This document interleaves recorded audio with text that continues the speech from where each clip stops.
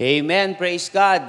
Purihin po ang Panginoon sa araw na ito. Naniniwala po ako na inihanda na ng Panginoon ang ating mga puso't isipan para po maging maganda at maayos na sisidlan ng kanyang banal at makapangyarihang salita.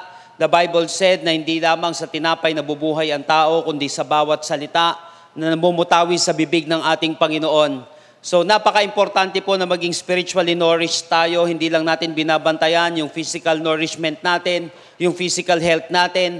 Napaka-importante din po yung regular and even yung healthy na spiritual diet nating mga mananampalataya.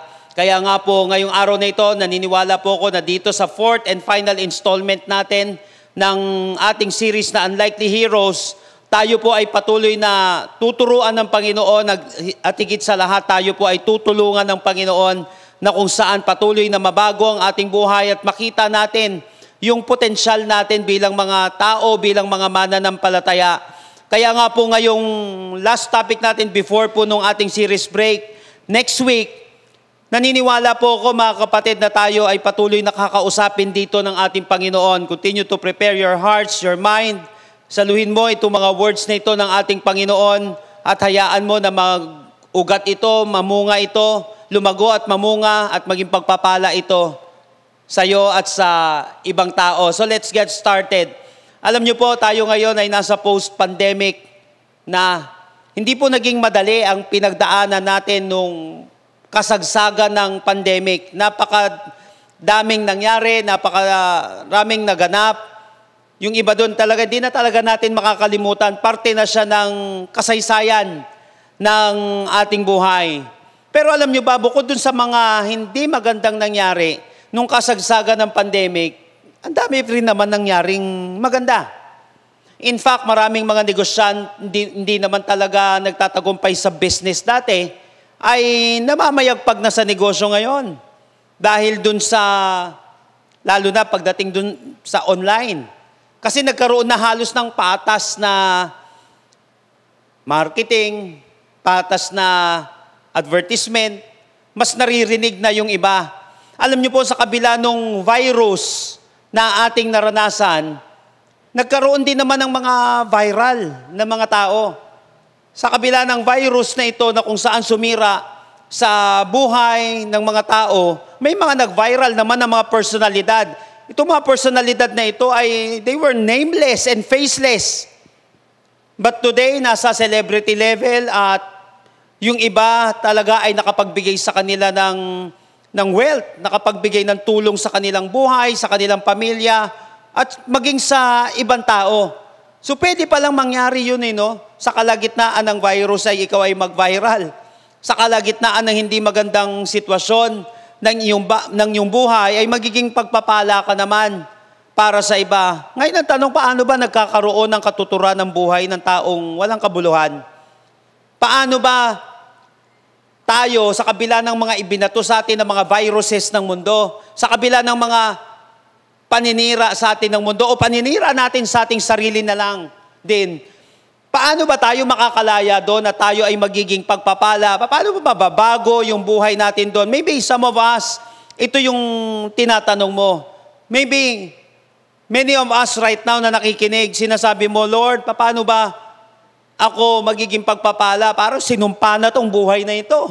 Parang di na ako, malalaman mo naman ng sumpa. Di ba, napaka makapangyarihan yan kahit hindi mo naman nakikita yung tama sa'yo. Kasi hindi ka makausad, laging yun na lang. Paikot-ikot ka na lang doon na parang hindi ka makawala sa isang tanikala. So napaka-importante po nitong pag-uusapan natin ngayon na ito. I want you to open your Bible with me in John chapter 4, verses 25 through 42. John chapter 4, verses 25 through 42. Ito yung kwento ng Panginoong Jesucristo na kung saan nagplano siya na dumaan doon sa Samaria at doon na-meet niya yung isang Samaritan woman at nagkaroon sila ng napaka-personal na encounter sa isa't isa. At doon makikita natin yung napaka-importanteng transition dito sa buhay ng babaeng ito. Paano siya, pagiging virus ay naging viral. Itong babaeng ito, mamaya papaliwanag ko pong maigi yun. Tutuloy na lang natin ito sa verses 25 hanggang 42. So ito po yung nangyari. after ng kanilang napaka-tinding encounter sa isa't isa, dun sa Jacob's well, ito na yung kasunod. The woman said, I know that Messiah called Christ is coming. When He comes, He will explain everything to us. Then Jesus declared, I, the one who's speaking to you, I am He. Verse 27, just then His disciples returned and were surprised to find Him talking with a woman.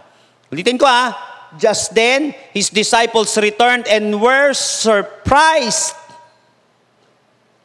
to find Him talking with a woman. But no one asked, what do you want? Or why are you talking with her? 28, then leaving her water jar, the woman went back to the town and said to the people, come, see a man who told me everything I ever did. Could this be the Messiah? They came out of the town and made their way toward Him. Many of the Samaritans from that town believed in Him because of the woman's testimony.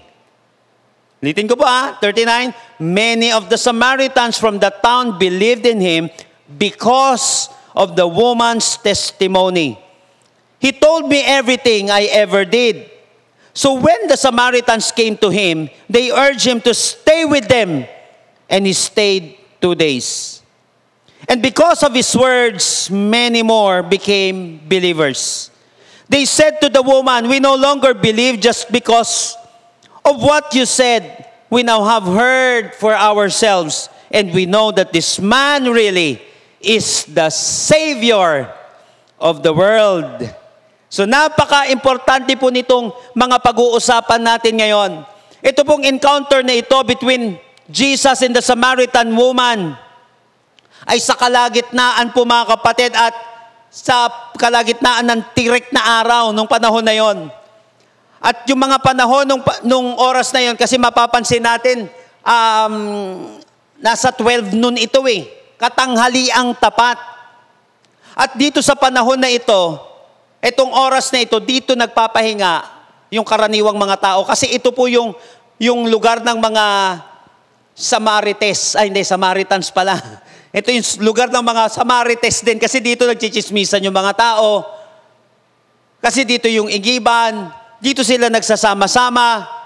Kasi itong Samaritan na ito ay nagiging Samaritans din sa panahon na yon. So bakit, ito na ngayon, bakit sa panahon ng walang masyadong tao, doon lumitaw ang babaeng ito? Bakit kaya? Dahil sa pamumuhay niya. Alam niyo po, itong Samaritan woman na ito has been married 5 times. Puro bigo. Ano man na nangyari, dinivorce man siya o namatay ang kanyang asawa, so tingin sa kanya, sumpa siya. May sumpa itong babaeng ito, namamatay lahat kung namatay man. Kung hindi man namatay, dinivorce siya, siguro talaga walang kwenta itong babaeng ito, kaya iniiwan ng mga tao ito. So kung combination man yun, kung ano-ano na ang mga nangyari sa babaeng ito, hindi natin alam. Kung ano yung mga kamalian na nagawa niya sa buhay, at ano na rin yung mga maling na ibato sa kanya, or maybe talagang tama rin naman yung naibato sa kanya. At mapapansin natin, she has been married 5 times and is currently living with her boyfriend. Sinabi, tama. Sabi niyang ganon. Kasi 5 na yung napangasawa niya, sabi ng Panginoong Jesucristo, at yung kinakasama mo ngayon ay hindi mo asawa. Marahil kaya tanghaling tapat siya nag-iigib nung panahon na yon. Yung panahon na walang masyadong mga tao is for her desire to avoid the shame that would come by attending the well when the other woman were present. So iiwas siya sa usapan, sa chismisan, o yung pwedeng ibabato sa kanya ng mga tao. Mapapansin natin dito na umiiwas siya. Ulitin ko mapapansin natin na tila baga ang babaeng ito ay umiiwas.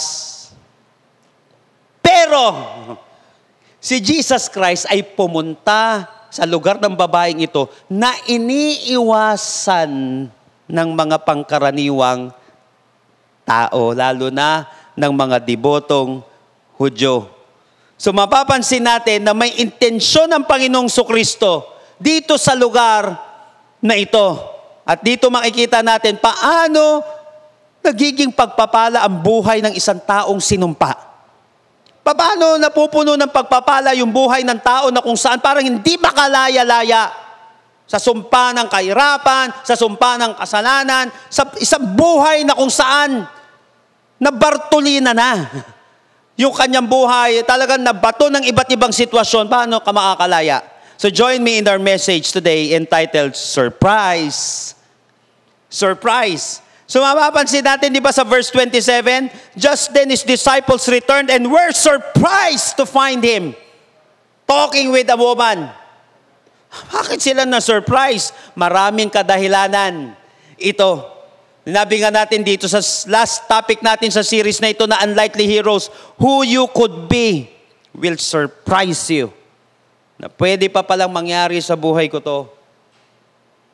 Na may maganda pa palang pwedeng mangyari sa future ko. So paano nagiging pagpapala ang buhay ng isang taong sinumpa? Maybe some of us kinulong ka na ng idea na ito. Kinulong ka na ng dahil sa panahon na kung saan hindi ka makalaya-laya at hindi ka maka-breakthrough sa tila baga sumpang ito ng iyong buhay. Paano ka ngayon makakalaya at magiging pagpapala? Number 1, makikita natin ito in verses 25 hanggang 27. Paano magiging pagpapala ang buhay ng isang taong sinumpa? Number 1, spend time with Jesus. 25 hanggang 27. Spend time with Jesus. At makikita natin dito, nag-spend siya ng time sa ating Panginoon Jesucristo. Remember, your success or your failure is always connected to someone. Napaka-importante kung kanino mo ni-spend yung time mo. Kung ano ang mangyayari dyan, masasayang ba yung pag-spend mo ng time o malulugi ka na lang talaga? So malaki ang kinalaman ng sinasamahan mo sa sasapitin ng buhay mo. So invest in your relationship with God. Spend time with Jesus. Nakikita natin, di ba? May sumpa na yung buhay natin o kaya hindi tayo makalaya-laya. Remember that Jesus came to set the captives free. Spend time with Jesus. Tingnan natin. First, why? Why we must spend time with the Lord? Because it can turn your knowledge into experience. Verses 25 hanggang 26. The woman said, I know that Messiah called Christ is coming. When He comes, He will explain everything to us. 26, then Jesus declared, I, the one speaking to you, I am He. Itong mga Samaritans na ito, kahit na hindi solido ang kanilang theology, still may knowledge sila about the Messiah. Kaya nga sinabi niya, I know that Messiah called Christ is coming. Alam niya. Kaya lang yung nalalaman niya, nangyari na sa kanya. Then Jesus declared, ako na to. Yung pinag-aaralan nyo lang, ngayon nakakausap mo na. Spend time with Jesus. Why? Because it can turn your knowledge into experience. Alam nyo po ba, iba yung kilala mo si Jesus sa nararanasan mo siya. Iba yung kilala mo si Lord. Maraming mga tao, kilala lang si Jesus, but they don't have a personal experience, a personal encounter with the Lord. Kasi iba yung alam mo lang sa nararanasan mo, kaya hindi pwedeng puro tayo diploma. Maganda yun, tama yun, magandang pundasyon yun. Kaya lang aanhin natin lahat na nakasabit dyan. Sa mga bagong graduates ngayon, sa mga matatagal nang nakatambay, mas maganda yung natutuhan natin ay nangyayari sa ating buhay. Iba yung alam mo lang sa nararanasan mo na. Iba yung alam mo lang sa nararanasan mo na. So hindi pwedeng nananatiling teorya ang lahat ng bagay. So a lot of people, they know the Lord, they know Jesus. Bakit? Mababasa mo naman yan sa t-shirt, mababasa mo sa TV, mababasa mo sa mga post. Pero sana hindi lang natin nababasa. Hindi lang natin ito alam. Kung gusto natin nababago yung buhay natin, spend time with the Lord because it can turn your knowledge into experience. If you will spend time with God, your knowledge of Him will turn into a personal encounter with Him. Kapag tayo ay nag-spend ng time sa ating Diyos, yung knowledge natin sa Kanya will turn into a personal encounter with Him. Kaya nga napaka-importante ng personal devotion natin. Napaka-importante ng pag-spend natin ng time with the Lord. Napaka-importante na may time tayo kay Lord kasi hindi lang siya mananatili sa utak, kundi mararanasan natin siya. Iba yung alam mo lang sa nararanasan mo na. Second, it can make a difference. Kapag tayo ay nag-spend ng time sa Panginoon, nakakapagbago ito sa buhay natin. 27, just then, His disciples returned and were surprised to find Him talking with a woman. Teka lang, bakit sila na-surprised? Ito yung sinabi natin that it can make a difference. Iba yung nagkaroon ka ng personal na encounter kay Lord. Iba yung na-experience mo siya sa iyong pananambahan. Kaya napaka-importante, nag-spend talaga tayo ng time. Katulad nito, nag-spend tayo ng time para magsimba, sumamba sa ating Panginoon, nag-spend tayo ng time na manalangin. Napaka-importante nun because it can make a difference. Remember, na itong ang Panginoong Kristo ay sinadya na pumunta doon sa Samaria. Alam niyo po ba, napakalalim kasi ng history ng lugar na ito. Alam niyo ba, in 721 BC, the northern kingdom of Israel fell to the Assyrians. Nung nahulog sila sa kamay ng mga Assyrians, ng Assyrian Empire, many of the people of Israel were led off to Assyria as captives. Pero marami din, may mga ilang tao din na nanatili doon sa kanilang lugar, doon sa north, sa Israel. Nung nanatili sila sa kanilang lugar, nagtanim naman itong mga Assyrians na ito ng mga kababayan nila at nagkaroon ng intermarriage at that time. Kaya nga sila ay naging half Jewish, half Gentile people. At ang tawag sa kanila, Samaritans. Half Jewish, half Gentile. Naging Samaritans sila. At alam niyo po ba, in 586 BC, nung nahulog din naman itong Southern Kingdom of Judah sa Babylonian Empire, eto na kamo, nung bumagsak yung wall nung panahon na yon, eto na, itatayo na ni Nehemiah. Tutulong si Nehemiah sa pagre-rebuild ng Jerusalem, specifically ng wall. Tapos si Ezra naman, di ba, siya naman ang bahala sa faith ng mga tao sa pananampalataya. So tandem tong dalawang ito para sa pagbibuild ng Jerusalem at that time. Habang tinatayo yung wall ng Jerusalem, kasi kapag wasak yung wall mo, yung border mo at that time, sinabi naman yun sa Nehemiah chapter 1, it was a disgrace. Disgrace yun sa isang bansa at sa isang tao kasi madali silang mapasok. Ibig sabihin, mahina sila. Mga tao, mahina sila na bansa, kaya kinakailangan mai-rebuild yung wall na yon. At habang nire-rebuild yung wall na yon, eto na kamo. Itong mga Samaritans na ito, sila yung gumawa ng paraan para hindi ma-rebuild ito. Sila yung naging opposition. Sila yung mga harang nung panahon na ito. Sila yung nagpahirap. Sila yung nag-persecute para hindi maituloy itong bagay na ito. So napapansin natin, malalim yung dahilan kung bakit galit na galit yung mga Hudyo sa kanila. This was the beginning of a long and lasting hatred between Jews and Samaritans. Kasi at that time, ang tingin sa kanila ng mga Hudyo, they were heretic. Why? Because they have another version of Pentateuch. Kasi iniwalay na sila talaga naman, nag-iba na sila, pati ng kanilang sacred na writing. Ang tingin din sa kanila, immoral sila, kasi nagkaroon ng intermarriage. At that time, kaya nga, pinupush nila ng nila ni Nehemiah, saka ni Ezra na magkaroon ng divorce dati, dahil nagkahalo-halo na, sira-sira na. Yung kanilang pananampalataya, nagkaroon ng matinding immorality at that time. So, they were heretic, immoral, and traitor because they sided with the enemy. Traitor ang tingin sa kanila. Biruin mo, ganun ang tingin sa kanila. Kaya napakabigat ng dahilan ng mga Hudyo. Tapos sinabi sa verse 4, nitong passage natin, chapter 4, he must go through Samaria. Bakit? Hindi lang sa mas mabilis na daanan ito. Pero mapapansin natin, he must go through Samaria. Alam niyo po, the Pharisees and some devout Jews, on the contrary, took the longer road through Perea para lang maiwasan yung contact sa lugar na ito at sa mga tao. Kasi usually, ang ginagawa ng mga Hudyo, dahil nga usually hindi pupunta yan dun sa lugar, ni tumapak. Ayaw nila ng mga debotong Hudyo sa ng mga Pariseyo, ni tumapak. Minsan nga daw kapag nakakasabi ng mga historians, pag nakakasalubong nila yung isang Samaritan, pipikit pa yung mga yan. Ganon sila, diring-diri. At galit na galit dito sa mga Samaritans na ito.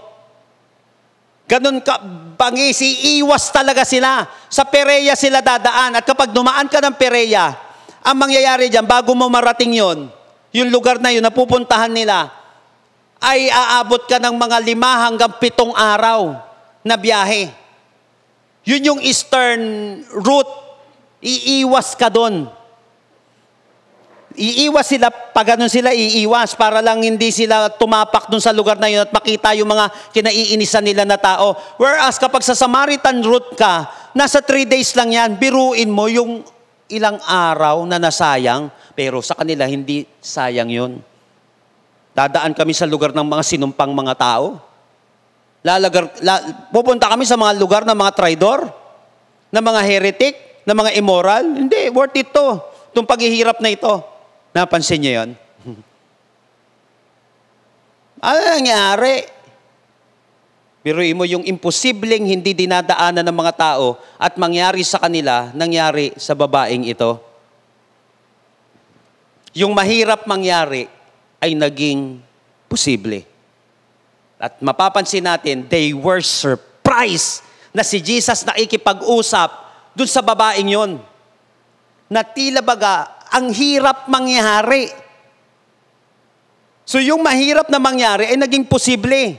So spend time with God and you will see the difference. You will make a difference and you will be different. Subukan mo kapatid, mag-spend ng time kay Lord. Subukan natin mag-spend ng isang dekalidad na oras sa Panginoon and you will see the difference. Kaya nga napansin mo nung bumaba si Moises galing ng Mount Sinai, iba yung tingin sa kanya, nagningning siya eh. Maniwala ka kapatid, uulitin ko, spend time with God and you will see the difference. Kanino ka lumulublob na palabas? Sino mga nilulubluban mong kausap? Kanino ka bumababad? Yun ang nagiging ikaw. Subukan mong bumabad sa puro drama, magiging madrama rin buhay mo, maniwala ka. Subukan mong lumublob o bumabad sa mga kalokohan ng mga usapan, magiging ganun din yung buhay natin. Kanino mo ni-spend yung oras mo? Hindi ko sinabing hindi masama maipag-usap. Ang sabi natin dito, kanino mo ini-spend ng matindi ang oras mo? Spend time with God and you will see the difference. You will make a difference and you will be different. Sinabi ni Henry Blackaby sa kanyang bestseller na libro na Experiencing God.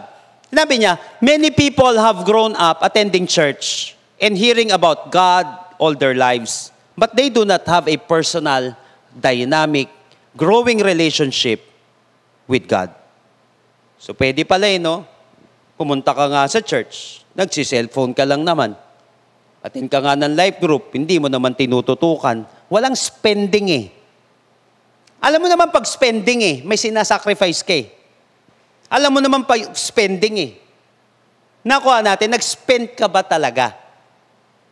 Saan mo ba in-spend yung oras mo nung pumunta ka ng church? Saan mo ba in-spend yung oras mo nung umattend ka ng Bible study? Saan mo ba in-spend yung oras mo? Kasi pwedeng pumunta ka doon, ba't hindi mo naman in-spend yung oras mo kay Lord?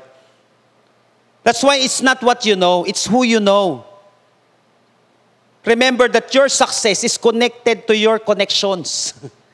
Your success is connected to your connections. Remember that time spent with God is time well spent. Hindi nasayang yung oras na yon. Itong close encounter niya kay Jesus, ito yung nagpaapoy sa kanya dito sa babaeng ito. Ito yung nagbago ng buhay niya. Kaya nga, nasabi ko nga, mahirap pigilan ang taong on fire. At mapapansin natin dito mamaya yung nangyari. Ito yung close encounter na ito, ito yung nagpaapoy sa kanya. Kaya mahirap pigilan ang taong on fire kay Jesus. So nagiging pagpapala ang buhay ng isang taong sinumpa. The moment na magkaroon siya ng personal na enkwentro sa Panginoong Hesukristo. Gusto mo bang balang araw magkaroon ng matinding surprise sa buhay mo? Magugulat ka na lang at magugulat yung mga tao. Ano nangyari sa kanya?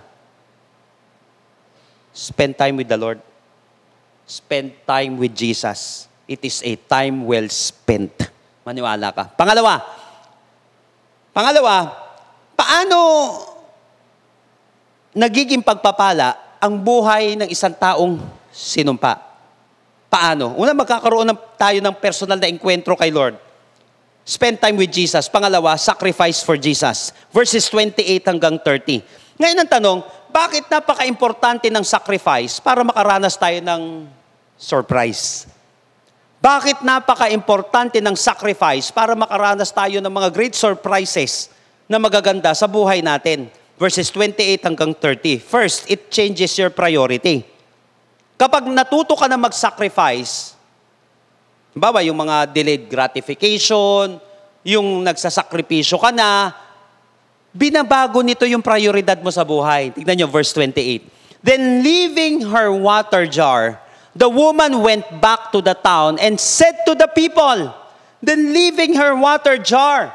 Napansin natin, it changes your priority. Binago yung priority niya. Alam nyo, John expected his readers to see the water jar as an actual, literal, physical water jar. Sinadya niya ito, na milensyon, itong water jar na ito. It was probably to show that woman's sudden change in priority. Para, di ba, may iniwan siyang water jar, importante ang tubig. Importante, kaya nga siya nag-iigib, kailangan nila. Necessity yan. Pero may mas importante pa. So sinadya ni John na ipakita na iniwan niya yung water jar na iyon para lang sa napaka-importanting misyon. Pag natututo na tayo mag-sacrifice para sa Panginoon, nababago na yung priority natin. After she meets Jesus and believes in her heart that she is the Messiah, that Jesus is the Messiah, nagkaroon na siya ng pagbabago ng priority. She drops her water pot. At nagpunta na siya dun sa kanyang mga kababayan, dun sa kanyang mga kalugar, para nang sa gayon ibalita yung naranasan niya. At mapapansin natin, nakita nila, kakaiba tong babae ito. Ito sinabi natin, mag-iiba yung buhay. Hindi yung sige lang, banat ng banat, magpipreach, gagawa ng ministry. Hindi ka na nga nang spend time kay Lord eh. So walang power yun, walang glory, walang toksa na tinatawag. Spend time with the Lord muna. Biruin mo. Tignan mo, magtatrabaho ka, ayos trabaho mo. May mga hindi ka tamang tao na makakausap, magiging tamang tao ka pa rin. Kahit mali yung makausap mo. May hindi magagandang mangyayari sa'yo, pero mamamanage mo siya ng mas maayos. Hindi ko sinabing perfect, pero iba pa rin yung kargado ka ng presensya ng ating Panginoon. Kargado kanyang salita. Second, sacrifice for Jesus because it changes your priority. Remember that change in your priority will cost you something. Leaving her water jar, importante yon. Pero ang tanong, ano yung mas importante? Alam ko, importante yung pera. Sino ba naman hindi nangangailangan yan? Pero sino mas importante sa'yo? Si Lord o yung pera? Pera na lang muna, nandiyan lang naman si Lord eh. Doon ka nagkakamali. Pera mo mauubos, pero yun si Lord, hindi mauubusan yan ng pangangailangan mo. Unahin mo, jowa, maniwala ka. Lahat ng yan, pwedeng maubos. Pero yung magbibigay sa'yo ng maayos na lifetime partner mo, maniwala ka. Sa kanya ka lang talaga aasa. Kaya you must know your priority because your priority determines your destiny. Kapag natuto na ang tao na baguhin ang kanyang priority, na ayusin ang kanyang priority, doon na mababago ang buhay natin. Kahit na anong gawin mo, kahit na anong libro ang basahin mo, kahit na anong motivational na talk ang pakinggan mo, mga kapatid, hanggat hindi mo binabago yung priority mo, hindi mababago, kapatid, yung destiny mo.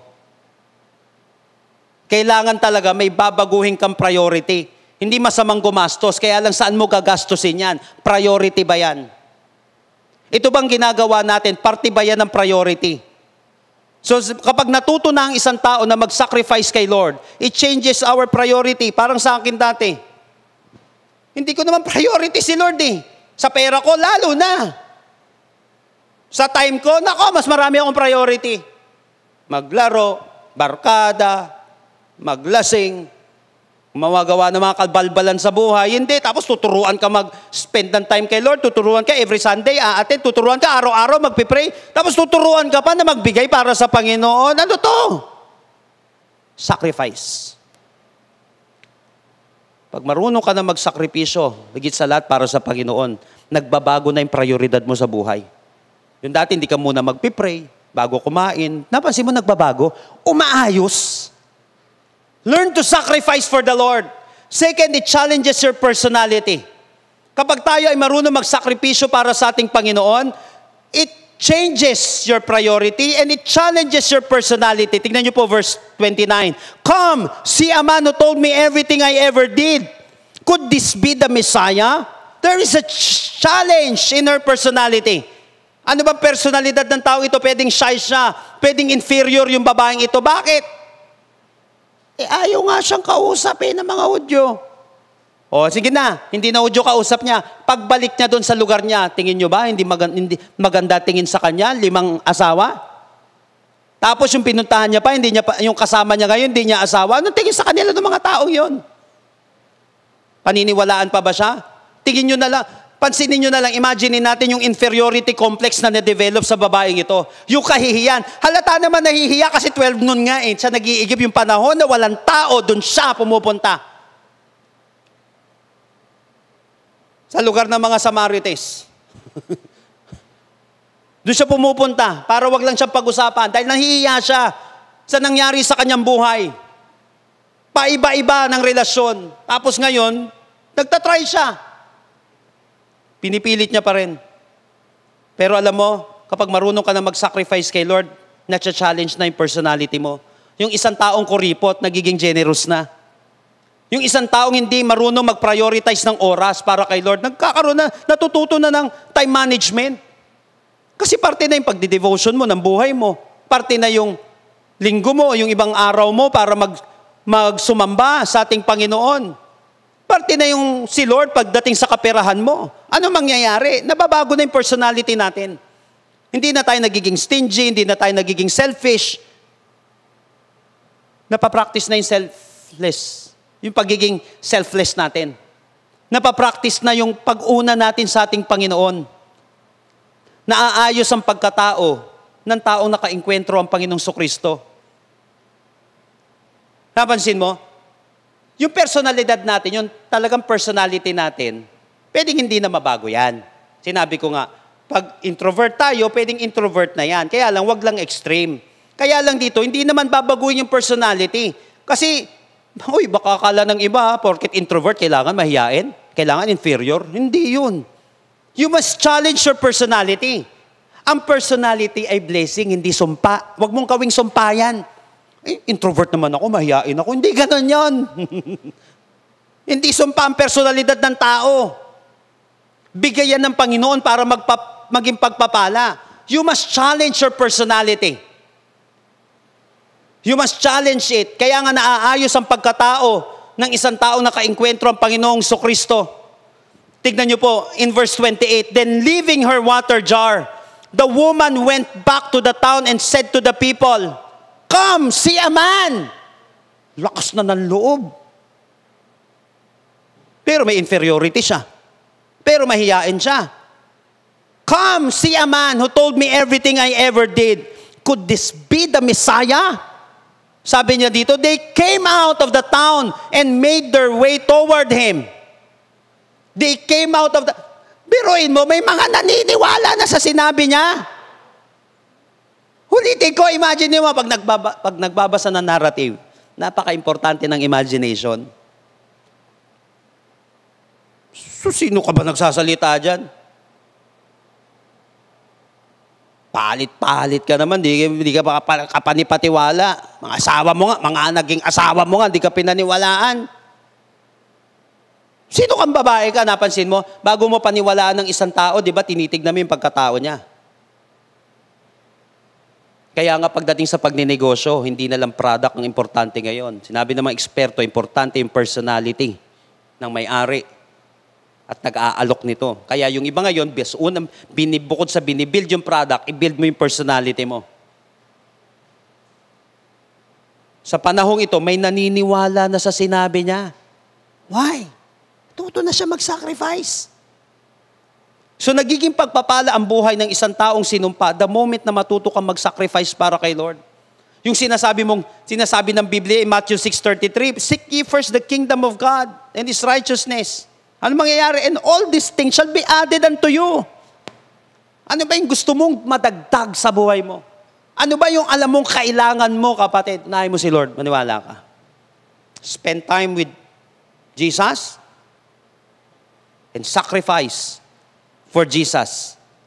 Because sacrifice leads to success and significance. Kapag natuto na magsakripisyo ang isang tao, doon na siya nagiging matagumpay at nagiging significant ang kanyang buhay. Napansin natin yon kasi natututo ka na. Hindi naman sinabing, pag mag-iipon ka, kinakailangan, wag ka nang gumastos, wag mo nang enjoy yung pera mo, i-delay mo lang naman yung gratification sacrifice Tapos kapag may time ka na, bumili ka ng gusto mong bilhin na sasakyan. Wag na, yun mga wag nang inggit. Di ba? Kung talaga naman nag-sacrifice siya, tama naman yung pamamaraan niya, wag na maiinggit. I-celebrate na natin yung tagumpay ng ibang tao. Kaya lang, nagsisimula yon sa isang sakripisyo. Ngayon, handa ka bang magsakripisyo? Para lang, kinaliunan, di ba sinabi nga, pay now, play later. Pagbayaran mo muna ngayon, bukas makalawa, mag-i-enjoy ka na lang. Mag-enjoy ka ngayon, bukas makalawa, pagbabayaran mo lahat ng hindi mo pagsasakripisyo sa buhay. Sa mga nag-aaral ngayon, sakripisyo ka muna.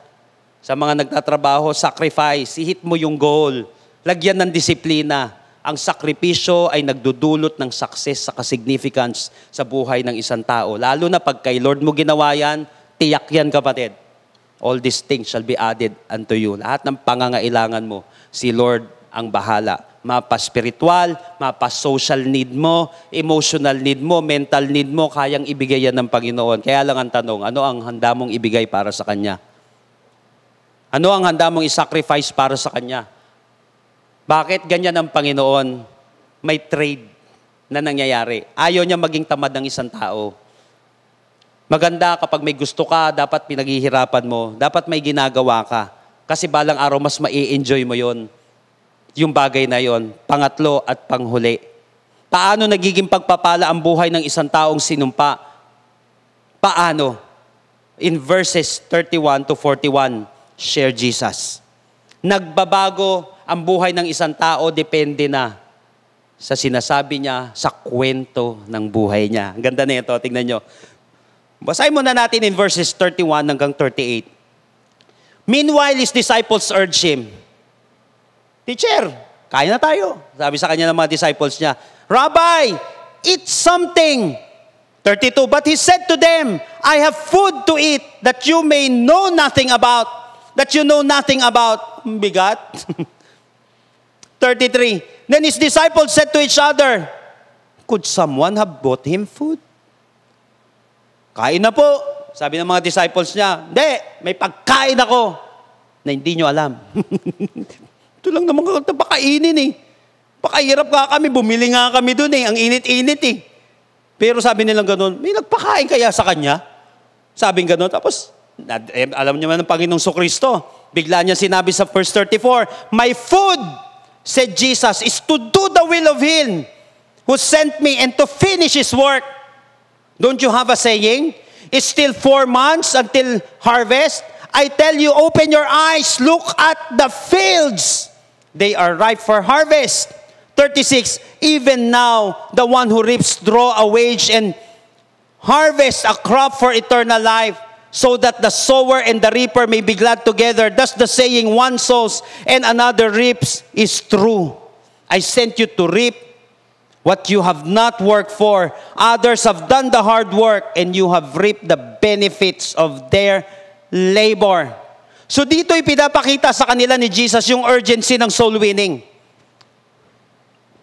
Na sinasabi ni Jesus dito, ang mga tao ay papunta na sa pagkabulok kasi ripe na eh. Ano susunod dyan? Di pagkabulok na. Ano susunod dyan? Eh di mahuhulog na. Papunta na ang tao sa pagkasira, sa pagkabulok. So kumilos na kayo habang hinog pa lang. Ibig sabihin, habang kaya pang i-harvest. Paano mo ha-harvest yan ay wala na? Pagpipray mo, pag wala na siya. Pagpipray, pag nasa ataol. Pagpipray, pag nasa picture na lang. Christians, wake up. Habang may pagkakataon pang marinig ng mga mahal natin sa buhay ang mabuting balita, share Jesus.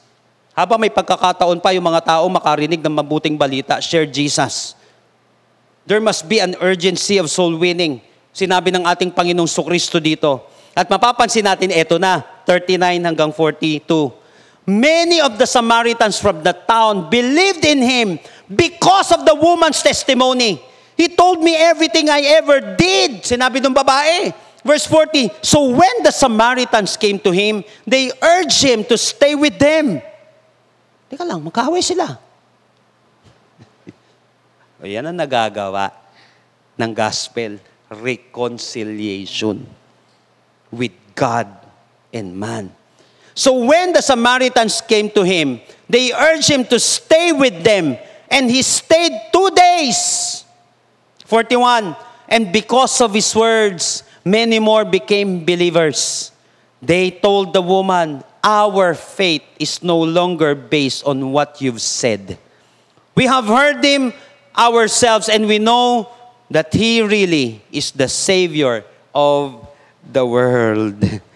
So, etong Samaritan na ito, nung mapakinggan niya ang ating Panginoong Kristo in verse 26, at nasa kanya na lahat ng information na kailangan niya, at naranasan niya ang ating Panginoon, now, gusto niya na itong ibahagi sa mga tao.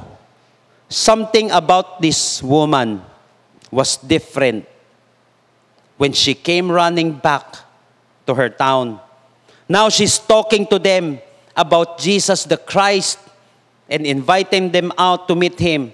So the change in her life was plain to see. Kitang-kita yung pagbabago sa kanyang buhay. At yung pagbabagong yun, sinare niya sa ibang tao. Ngayon ang tanong, ito, makinig ka maigi. Why share Jesus? Bakit ba kinakailangan ma-share natin si Jesus doon sa mga taong yun? Sa mga tao sa paligid natin. Merong 3 crucial things na kinakailangan maunawaan natin at magiging epekto kasi nito sa buhay ng mga tao na makakarinig sa ating Panginoon Kristo. First, it affects someone's decision. Kapag sinare mo ang Panginoong Kristo, naaapektuhan yung desisyon ng isang tao. Ulitin ko kapag sinare mo ang Panginoong Kristo, naaapektuhan yung desisyon ng isang tao. 39, many Samaritans in that city believed in Jesus. Naniwala na. So dito nagkaroon sila ng personal na relasyon kay Lord, ng salvation. Pagdating ng 41, and because of His words, many more became believers. It affects someone's decision. Kung may magdidesisyon, nakitilin ng kanyang buhay, share mo si Lord. Babago yung pananaw sa buhay. Yung wala ng direksyon yung kanilang buhay, share mo ang ating Panginoon Kristo. It affects someone's decision. Kaya nagbago yung desisyon ko sa buhay kasi may nag-share sa akin about Jesus. May isang tao ba, kapatid, na hirap na yung isip niya, hindi niya na kaya, share mo si Jesus sa kanya, tignan mo.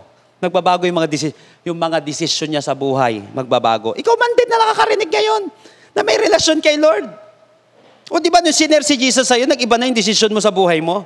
Naging mananampalataya ka na? Many Samaritans in that city believed in Jesus. It affects someone's decision. Kaya napaka-importanting i-share si Jesus. Second, it affects someone's direction. Verse 40, so when the Samaritans went to Jesus, tinabi dito, ang nangyari nun, sinare ng babae, pinuntahan ng mga tao ito ang Panginoon Kristo. Nagbago ang kanilang lakad. Nagbago yung direksyon nila sa kanilang buhay. Ang isang tao na kung saan makakapakinig at tatanggap ng mabuting balita ng ating Panginoong Kristo ay nagbabago ng direksyon sa buhay. On May 4, 1997, nung tinanggap ko ng buong buo si Jesus, ng seryoso sa buhay ko, dito nagbago yung decision ko sa direksyon ko sa buhay. Dito na nagbago, nag-iba yung direksyon. Went to Jesus. Dati pag may problema, ang punta went sa gin, sa beer. Kaya gagawa ng gulo. Doon ako pupunta. Kung saan ka dati pumupunta? Pag mabigat yung problema mo. Saan ka dati pumupunta? Yung buhay mo, punong-puno na tila baga parang sumpa na, sinumpa yung buhay natin. Saan tayo pumupunta? Napansin mo, nag-iiba yung direksyon ng buhay ng taong may relasyon sa ating Panginoon. Kaya ganun ka-importante ang pag-share kay Jesus. Because it affects someone's decision, it affects someone's direction, third, it affects someone's destination. Tignan niyo po, verse 42. They told the woman, ang ganda nito, our faith is no longer based on what you've said. We have heard Him ourselves, and we know that He really is the Savior of the world. Biruin mo, nagkaroon na sila ng tagapagligtas. Tingnan nyo our faith is no longer based on what you've said. Ibig sabihin, ang pananampalataya sa tao, makinig maigi dito, ay hindi makakapagligtas sa bangis ng impyerno. Kaya sinabi nila dito, our faith is no longer based on what you've said. Kapag sa tao ka nananampalataya, hindi ka makakaligtas sa bangis ng impyerno. Kaya nga kapag tao, ang tingin mo sa Panginoong Kristo, paano na yun? Our faith is no longer based on what you've said. We have heard in ourselves, we know that He really is the Savior of the world. Ibig sabihin, di na sila mapupunta sa impyerno. Huwag mong i-base, huwag mong i-base sa tao ang pananampalataya mo. Maniwala ka, impyerno ka. Huwag mong i-base sa kung kani-kanino yung buhay mo, kapatid. Yung paniniwala mo. Ano mangyayari sa buhay natin? But kapag nakabase yung pananampalataya natin sa ating Panginoong Jesucristo, it affects someone's destination. Kaya napaka-importante nung testimony yun na ginawa niya sa pangtao. Yung encounter niya na yun kay Lord. Remember that your testimony is a key that can unlock someone else's prison. Ulitin ko, your testimony is a key that can unlock someone else's prison. Yung testimony niyan, kapatid, napaka-importante, wag mong pigilan. Stop letting shame silence your story. Again, stop letting shame silence your story. Someone is waiting to hear your life-changing testimony. Wag mong hayaan na yung hiyang yan. Yan ang pumigil, kapatid, doon sa kwento natin. Yung kwento yan, yung life-changing testimony na yan, kapatid, wag mong hayaan na hindi mapapakinggan ng iba. Walang magagawa yung hiya-hiyang yan, pangkabayo lang yan. Tama yung kahihiya, hiya, tama na yan. Hindi mapapakaya ng pamilya mo. Hindi yan mababago buhay mo. Hindi mababago. Yung mga tao sa paligid natin pag mahihiya tayo. Stop letting shame silence your testimony. Di ba sinabi natin nakaka-apekto din, nakakapagpabago rin, nakaka-challenge ng personality yon. Kahit na mahiyain ka, kahit natadtad ka ng kahihiyan sa buhay, kailangan mo bago eh. Kailangan mo magsakripisyo. Di tawanan nila kung tawanan. Nakikita nila may Bible na hawak. Sumasamba sa Panginoon. Tawanan kung tawanan. Na hindi na sumasama sa barkada. At hindi na tumitikim ng hindi magagandang mga bagay na ikaka-addict niya. Di pagtawanan, okay lang. Nakuha natin yun. Nagbabago eh. But stop letting shame silence your testimony. Isang tao dyan sa paligid mo, mahal mo sa buhay. Isang tao na makakasama mo at makaka-enkwentro mo rin, naghihintay yan ng isang life-changing testimony mula sa iyo. Mag-ipan ka ng mga testimonies mo. mag-ipon ka ng mga testimonies mo. Ulitin ko, nagiging pagpapala ang buhay ng isang taong sinumpa the moment na ibahagi niya yung naging pagpapala sa kanya at nagbago ng buhay niya. Doon ka na mapagpapala. Pag sinare mo na yon, nagbago ng buhay mo. Pag sinare mo na yung naging pagpapala sa'yo, maniwala ka, masusurprise ka na lang. Ibang-iba na yung taong ito. Ibang-iba na. So paano naging pagpapala ang buhay ng isang taong sinumpa? Number 1, spend time with Jesus. Hindi mo panghihinayangan yan. Mag-spend ka ng time. Alam mo naman pag nag-spend ka ng time. Alam mo naman pag may in-spend ka. Nakuha natin, ibig sabihin nag-i-invest ka ng oras kay Lord. Maniwala ka, mataas ang ROI ng pag-i-spend ng oras kay Jesus. Ang taas din ng pagkalugi kapag wala ng time kay Lord. Ranas na ranas nating lahat yan. Starting today, spend time with Jesus. Ibang klase, kapatid, nakadil mo. Ibang klase na ka-meeting mo si Lord. Marami sa inyo pinapangarap na sana naman maka-meeting ko yung mga member ng BTS. O, di ba, pangarap mo yon nung iba sa atin dito. O, member ng SB19. Member ng Royal Court. Di ba gustong-gusto mong kausap yun? Kapatid, mo ba pinangarap na maka-meeting at maka-date yung King of Kings and Lord of Lords? Kung yung mga taong yun na pinangarap mo, na alam mo magiging malaki epekto sa buhay mo, eh di lalo si Lord. Mas mataas ang ROI ngayon nun. Spend time with Jesus. Hindi ka nagsasayang ng oras. Ang taas ng ROI, pero ang taas din ng pagkalugi nito. Second, sacrifice for Jesus. Matutong magsakripisyo para kay Lord. Maniwala ka, kapatid. Magkakaroon ng success at significance ang buhay natin. Then share Jesus. Matutong i-share yung Jesus na kung saan naging dahilan ng pagbabago ng buhay mo at babago ng buhay ng ibang tao. Alam niyo po, from the fall of the rebellious northern kingdom of Israel to a mixed idolatrous religion, ito na, nagkamekos-mekos na itong mga to. Halo-halo na eh. Ano nangyari? Half Jew. Half Gentile. Kaya Samaritan na.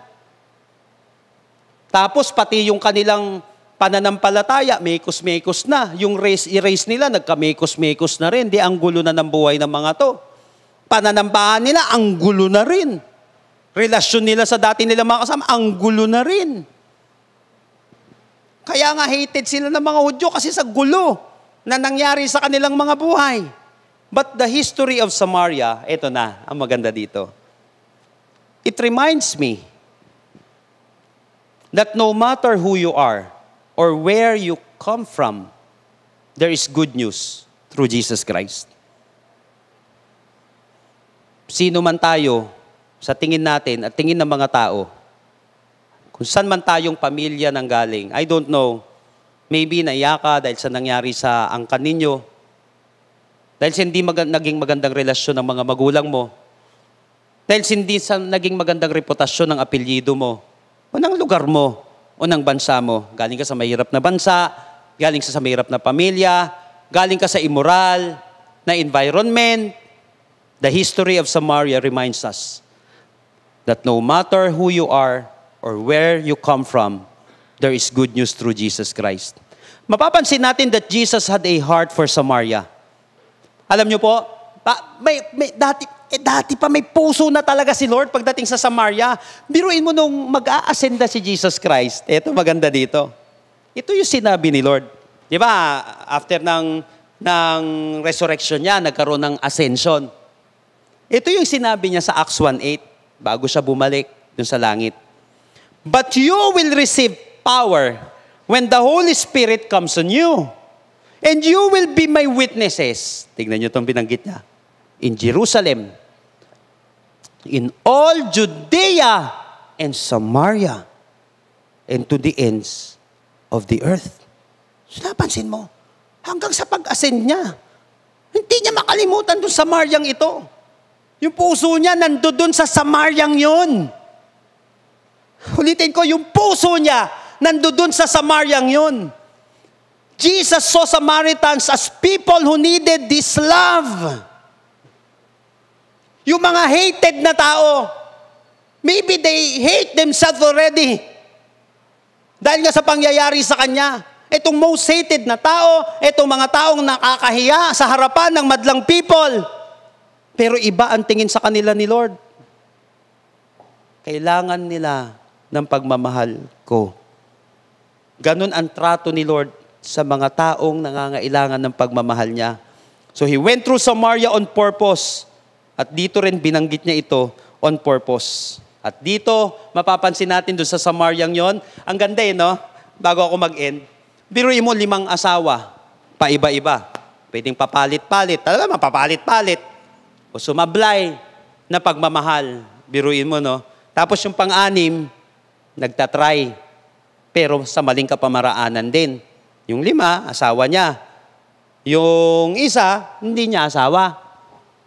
So mapapansin natin ang babaeng ito naghahanap talaga ng tunay na pagmamahal.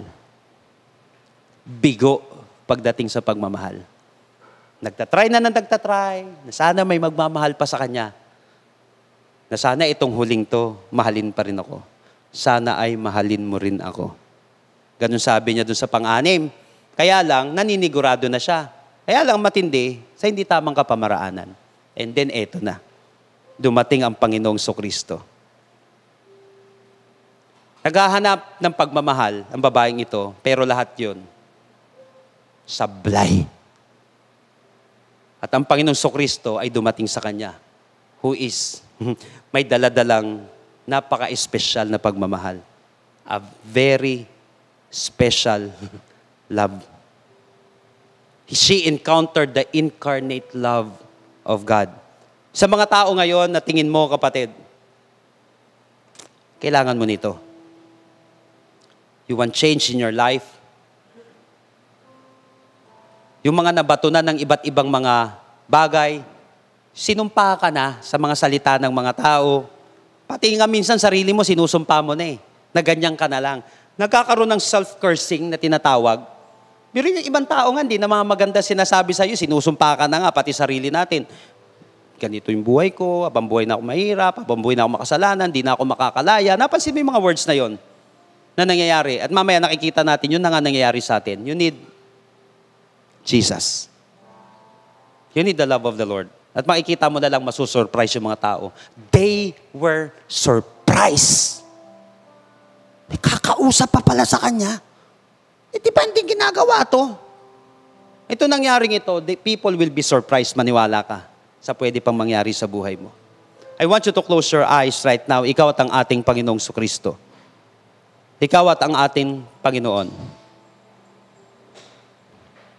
Naniniwala ko, time will come, you will be surprised.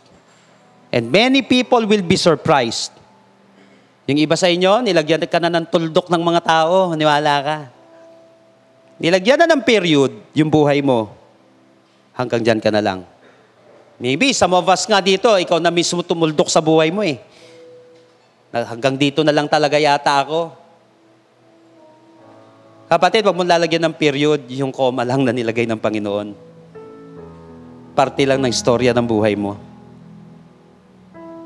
And if you are this person right now, na sinasabi ko, Lord, gusto ko rin po mangyari sa buhay ko ito.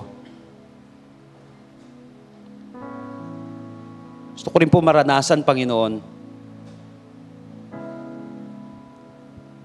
Alam mo ba, Jesus is in love with the people who needed His love. Samaria. Yung sinasabi mo baka wala nang magmahal, wala nang magpapatawad, wala nang papansin, yun ang gustong-gustong puntahan ni Lord. Yung sinabi mo wala ka ng pag-asa, hindi ka nalilinis, hindi ka naaayos, yun ang gustong-gusto na abutin ng Panginoon. Kasi yun ang purpose niya. He came to seek and to save the lost. Hindi yung magaling, kundi may mga karamdaman. So if you are this person right now na sinasabi mo, Lord, kailangan po kita sa buhay ko.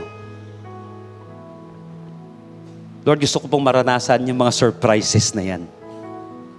Masurprise na lang yung mga tao. na pwede pa palang mangyari sa buhay ko to. Na pwede pa palang mangyari sa pamilya ko to. Maybe some of you right now, ito na naging conclusion mo at ng mga tao sa'yo. Kapatid, opinion lang yun, pero hindi yun ang conclusion ni Lord sa'yo. If you're this person right now, mananalangin tayo. Suko mo yung buhay mo sa Kanya.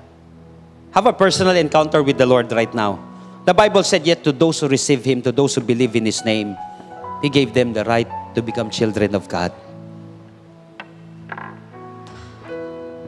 Handa kang tanggapin ng Panginoon. Handa mo ba siyang tanggapin? Mananalangin tayo ngayong oras na ito, but make it your personal prayer. And I believe that after this, your life will never be the same again. Tell it to Jesus right now, Lord Jesus, come into my life. Come into my life. I surrender my heart to you. I surrender my heart to you. I admit that I'm a sinner, I admit that I'm a sinner. but I believe that you are my Savior. I believe that you are my Savior. Starting today, Starting today, be the Lord of my life. be the Lord of my life. Be my King. Be my King. Save me. Save me. In Jesus' name, In Jesus' name. Amen. Kapatid, kung first time mo na ipinanalangin ito, maniwala ka. Jesus is the same yesterday, today, and forever. Yung Jesus na umabot sa babaeng ito, kapatid, nakapos pagdating sa pagmamahal. Tadtad, kapatid, pagdating sa kahihiyan. Lahat na halos ng sumpa ay sinalo na sa kanyang buhay. Kapatid, kayang baguhin ng Panginoon yung buhay na yan. Kayang magbago ni Jesus. People will be surprised sa pwedeng mangyari sa'yo. Gagaling ka pa pala. Aayos pa pala buhay mo. Sasagana ka pa pala. Mababago ka pa pala. It's all about Jesus. Father, in the name of Jesus, I lift up to you these people. Lord, yung hindi mo dinadaanan ng pangkaraniwan, dinadaanan mo. Lord, dadaanan mo rin ang bawat isa. Nadala-dala ang iyong grasya at pagpapala. Lord, abutin mo po, Panginoon, ang sino man ngayon na nababalot ng matinding karamdaman sa pangalan ng Panginoong Hesus. I pray, God, for your miracle right now in the name of Jesus. Lord, I pray that you touch everyone today, Panginoon, na nakaranas ng maraming kabiguan sa kanilang buhay. Lahat na natagtad, Panginoon, ng sumpa sa pangalan ng Panginoong Hesus. You've said in your word that you came to set the captives free. Palayain mo, Panginoon, ang sino mang alipin ng nakalipas. Alipin, Panginoon, ng bisyo. Alipin, Panginoon, ng kawalan ng pag-asa. Sa pangalan ng Panginoong Hesus, bigyan niyo po ng kapayapaan. Pagpalain niyo po ang bawat isa. Sa pangalan ng Panginoong Hesus, iparanas mo po ang iyong kapangyarihan sa bawat isa. I pray, God, that you envelope everyone with your love in the name of Jesus. In the name of Jesus. Ngayong oras na ito, kapatid, simulan mo ng maniwala. Simulan mo ng manampalataya. Simulan mo ng sumamba sa nag-iisa at tunay na Diyos. Ikaw at ang Panginoon ngayong oras na ito. I will give you just 32 seconds to 1 minute right now. Ikaw at ang ating Panginoon. Surrender everything to the Lord. Sacrifice your life right now. Offer your bodies as living sacrifices, holy and acceptable to God. Iwan mo muna, kapatid, yung jar na yan. Iwan mo muna, kapatid, yung nakikita mong importante ngayong araw na ito. Iwan mo muna, kapatid, pansamantala. Alam ko kailangan mo yan. Ba't ikaw muna sa Panginoon ngayong oras na ito? Spend time with the Lord, worshiping Him. Spend time with the Lord, surrendering your life for Him. Maniwala ka na napakataas ng ROI nito. Napakataas ng balik nito sa iyong buhay. And people will be amazed. People will be surprised. Lord, surprise your people right now. Lord, I pray that these people will be filled with surprises, Lord. In the name of Jesus. Fill us, God. Lagyan niyo po ng pag-asa. Dagdagan niyo po ang aming pananampalataya. Heal our hearts, Lord. Heal this wounded soul right now. In the name of Jesus. Oh, mend this broken heart. In the name of Jesus. Mend us, God. In the name of Jesus. Oh Lord. Oh Jesus. May pinapagaling, may pinapalakas, may binibigyan ng kapayapaan ng ating Panginoon. Oh Lord.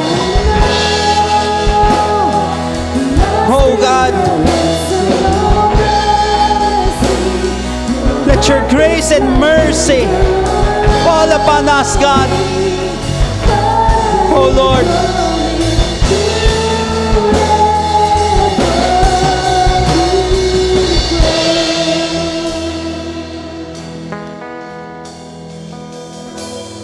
Lahat na nakapakinig ng salita ng Diyos ngayong araw na ito,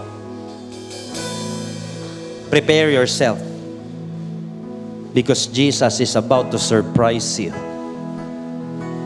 And people will be surprised sa pwedeng mangyari sa buhay mo. Because if you're not dead, God's not done. And the best is yet to come. Salamat po, Panginoon, because you never fail to surprise us, Lord. Salamat, Panginoon, yung grasya mo noon, siya pa rin grasya mo ngayon.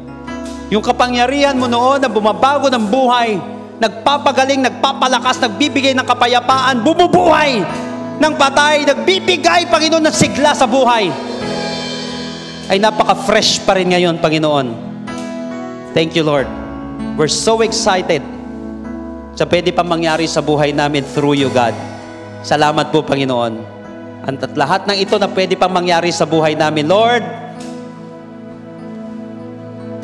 pinapangako po namin, Panginoon, katulad ng babaeng ito, we will never fail to testify, Lord, about your goodness.